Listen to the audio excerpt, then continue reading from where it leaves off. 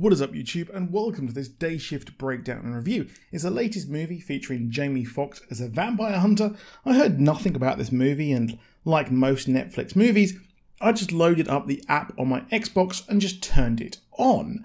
We follow single dad Bud, played by Jamie Foxx, who on the surface is a pool cleaner, but in reality he is a vampire hunter in California.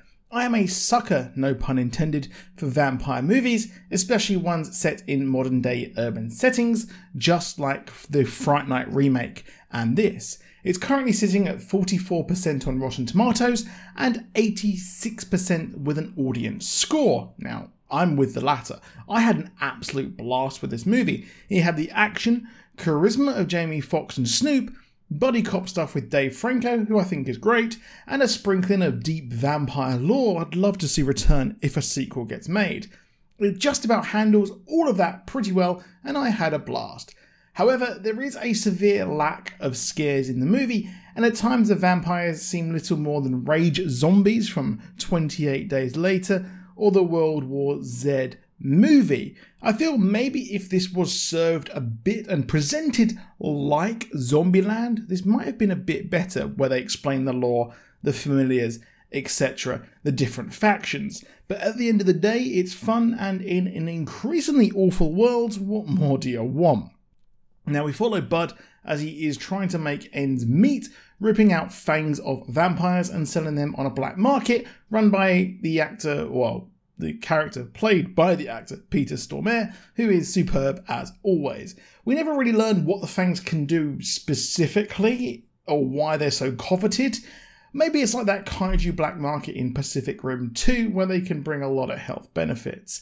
Bud is going along life in neutral and is rattled when his wife threatens to move his daughter away unless he can fund her tuition and braces. I mean, $6,000 for braces. America, you good?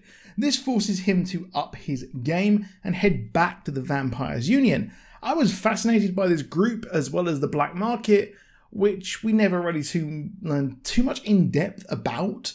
I wonder why the vampires don't just kill this whole people. Anyway, we learned that Bud was kicked out of the group for breaking their rules and regulations, and he needs Big John to help him get a sit down and get let back in, played by the effortlessly cool Snoop Dogg. It could have been really corny, but he plays a Wild West style badass character who's chill, perfectly suited to the legendary rapper. He's let back in only if he takes a union rep, would be a spy. He needs to be in the union so he can get more money for his fangs and gets healthcare to help his daughter. The union rep, played by Dave Franco, is brilliant. I thought that these two were great together. He's book smart and knows a lot about vampires, but has zero field experience. The action was incredibly well shot when they team up with some big dog hunters and clear an entire hive. We also find out that there is another plot with vampires using illegal sun cream to daywalk, and all of the groups of vampires are starting to join together. The main vampire is trying to take over the valley, as humans used to worship the vampires, building temples to them, and Bud has got in her bad books by killing her daughter.